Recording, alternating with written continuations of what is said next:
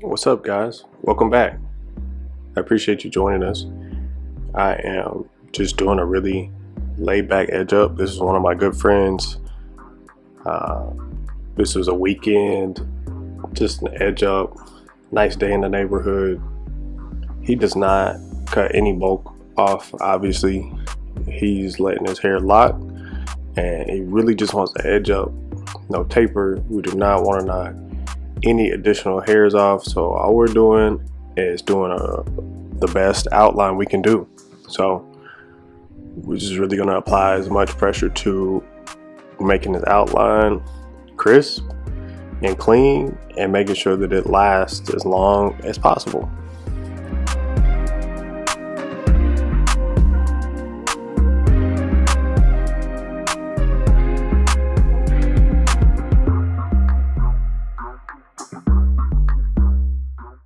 So these are the days that we appreciate as barbers, when we don't have to be in a big rush. We don't have anybody in line behind this person. So we really just get to chat and take our time, make sure we're doing the best work that we can.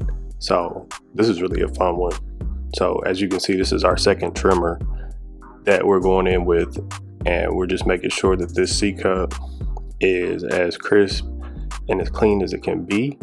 Because when you do that one, you really just get to make a line straight across and start the opposite C cup. So that's usually how it starts. I'll usually do one C cup, start the other one, and then make sure that those are straight. Because once your C cups are straight, you can make your edge up straight and just make that match your C cups if that's what you need. And then based on the shape of the top of their forehead, either you make that line straight or, curved in whichever direction, whether that's up or down, to make sure that their hairline appears to be straight across from looking at it from the front.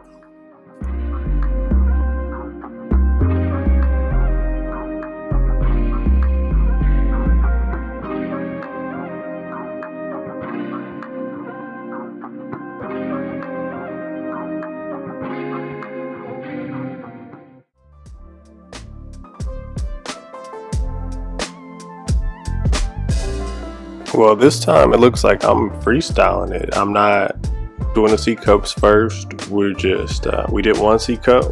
We did this opposite corner, and now we're doing this corner closest to us. So looks like we're laughing and chatting, and I'm even going to use like a reverse grip on this trimmer right here and really just tap that corner in. But when you do that, just make sure that you angle the trimmer where it hits where the two blades touch, if that makes sense. So you want the part where the two blades touch to touch the skin first, not like the very top of the trimmer. So if there's zero gap, that shouldn't be very hard, but if you just kind of angle the butt of the trimmer closer to their skin, then that should make it pretty easy for you to tap right on that sweet spot where the trimmers hit. So as you can see, that other corner is already tapped in, and then I would assume that we were going to do this next C cup, but I guess I'm tightening up the front line there with my detailer. So I got one trimmer, and then I usually use the detailer to make the line extra crisp.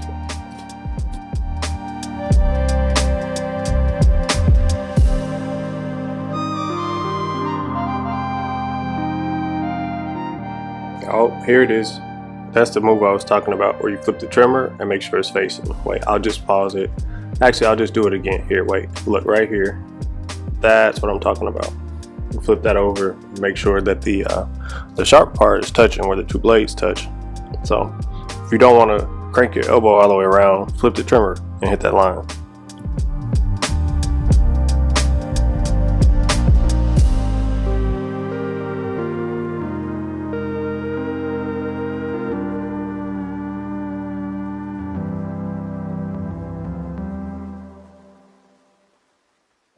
If you don't know if you should flip your trimmer over like that or not, just don't do it. You don't want to cut off somebody's bars just trying to do something that looks kind of cool. So here we go, we're going back to the front. So you see we got both of those C cups in, and we got the the beginning of our edge up set in.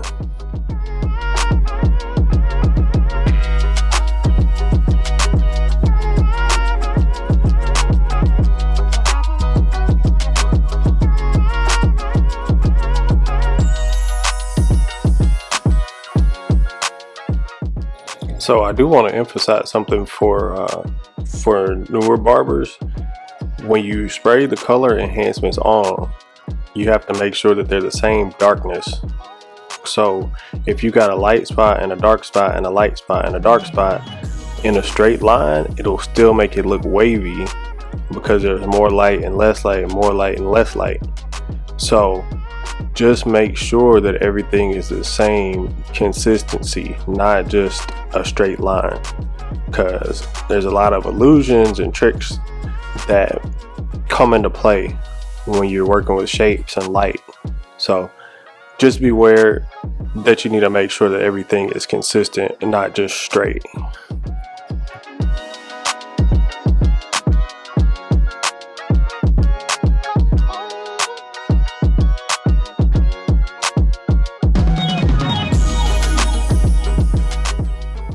So if you notice, I'm combing him with the back of the comb, but I'm not. I'm actually adding shaving gel. You can see it on my hand right here to his edge up.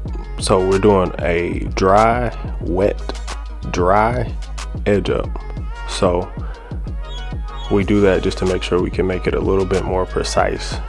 So that's the process for this when we're doing everything dry. Then we'll do it wet, make sure it gets dried off again, and then we'll go back with our trimmers to make a little bit of an ash line, but he's going for a supernatural look. We just want him to look as clean as possible, but still not make too much contrast from his natural hairstyle, since he's got like freeform natural locks.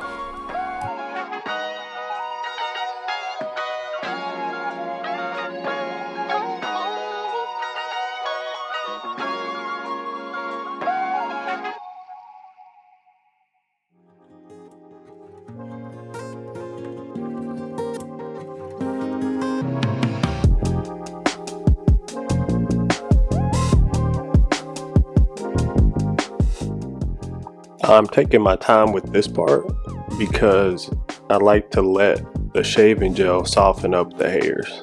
So kind of chatting, walking around a little bit, combing stuff down to see how firm the hairs are.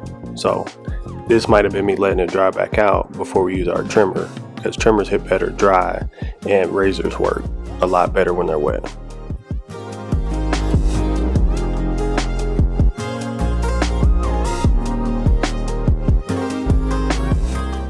Promised to keep this one short and sweet, so if you learned anything here, please share it with somebody, and I appreciate you watching this far.